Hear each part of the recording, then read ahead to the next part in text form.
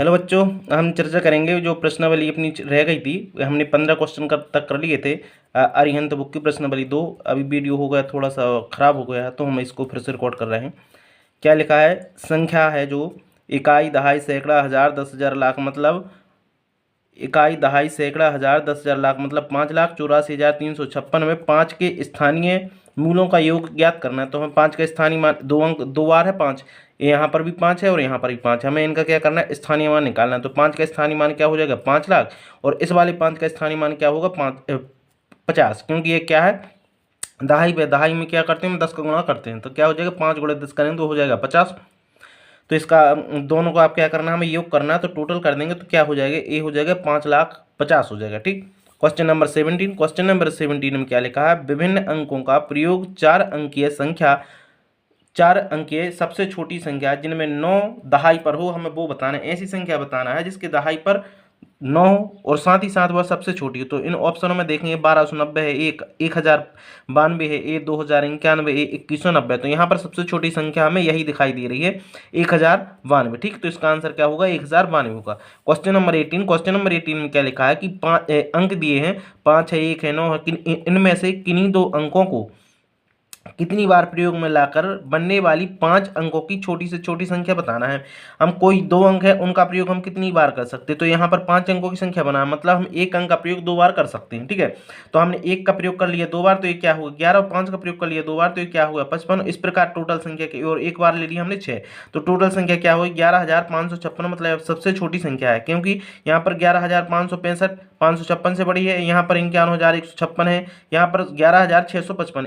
ये सभी संख्याएं बड़ी हैं, परंतु सबसे छोटी संख्या क्या है? 11,556। ठीक है। तो यहाँ पर क्वेश्चन नंबर होता है 18 कंप्लीट। क्वेश्चन नंबर 19 पे चलते हैं।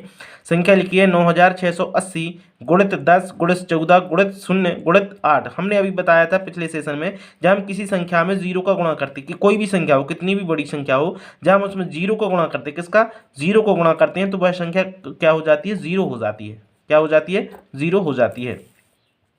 क्वेश्चन नंबर 6 देखते हैं। 6 अंकीय छोटी से छोटी संख्या तथा 4 अंकीय बड़ी से बड़ी संख्या में अंतर बताना है। तो हम देखेंगे 6 अंकों की छोटी से छोटी संख्या क्या है? यहाँ पर इकाई, दहाई, सैकड़ा, हज़ार, 10,000, लाख मतलब 1 लाख है। 6 अंकों की छोटी से छोटी संख्या और 4 अंकों की बड़ी से बड़ी संख्या। 4 अंकों की बड़ी से बड़ी संख्या क्या हो जाएगी? 9,999। तो इन दोनों को हमें घटा देना है, मतलब 1 लाख में से 9,999 घटाएंगे तो हमें मिलेगा 90,001 प्राप्त होगा। ठीक।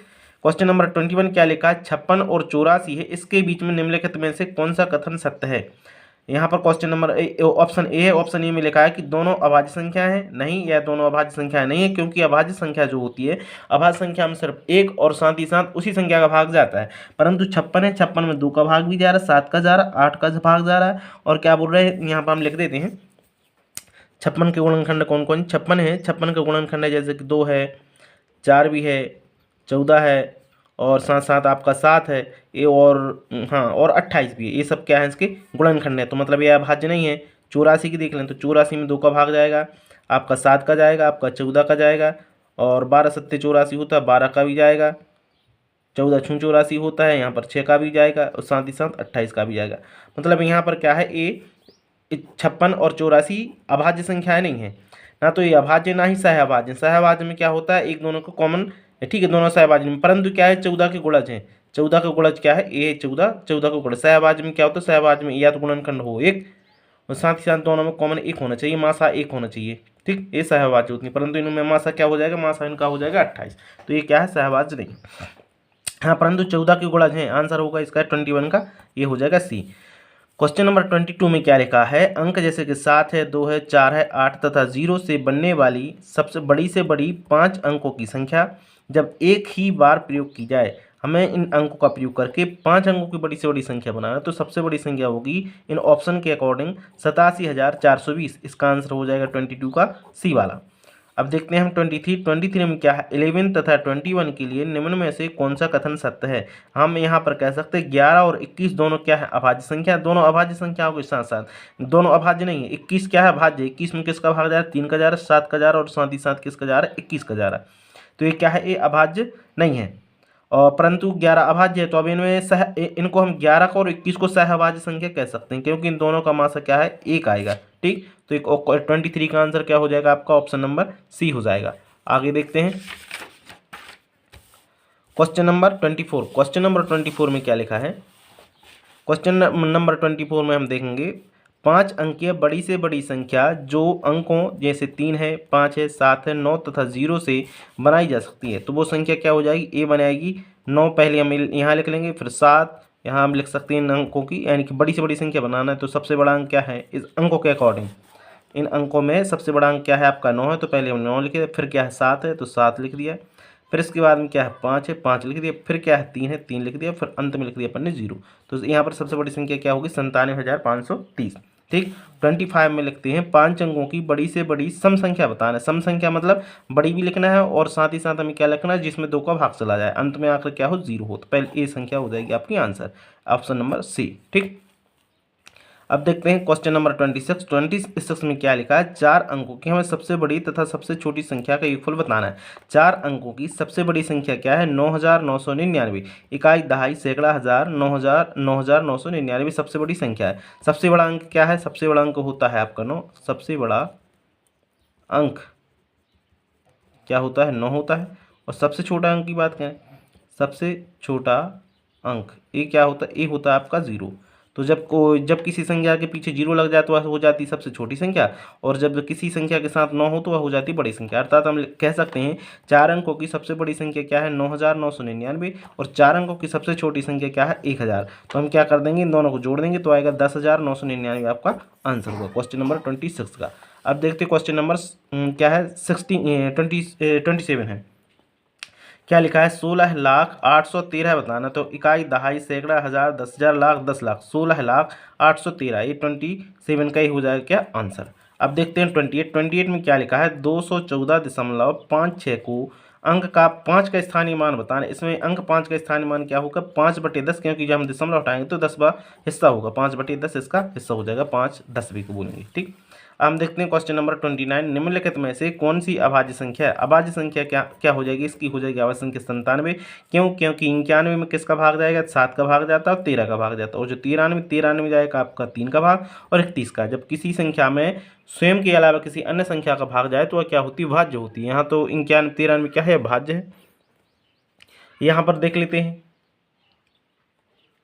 95 में यहाँ पर लिखा है 95 किस किस से भाग जाएगा? 5 का भाग चला जाएगा, 19 का भाग चला जाएगा, तो यह भी भाज्य है। परंतु 97 में किसी भी अंक का भाग नहीं जाता, इसलिए क्या है? अभाज्य, और यही इसका आंसर होगा। यहाँ पर क्वेश्चन नंबर 30 में लिखा है 1 से यानी 1 से 25 तक की सभी संख्याओं का योगफल बताना। तो यहाँ पर प्राकृतिक संख्याओं का योगफल ज्ञात करने के लिए सूत्र होता है n + 1/2। तो हम n जो है n बराबर 25, अर्थात n को हम बोलते हैं पदों की संख्या। टोटल पद कितने हैं? 25 है। 1 से 25 तक टोटल पद कितने हुए आपके? 25 हुए। तो हम 25 यहाँ पर n बराबर रख देंगे, ये रख दिया 25 पर n में एक और जोड़ देंगे तो क्या हो जाएगा? यहाँ पर हो जाएगा 26/2। तो हम यहाँ पर कर देंगे 25 × 26/2 का भाग देंगे 26 में होगा 13, 13 का गुणा करेंगे तो यहाँ पर आएगा 325। ठीक।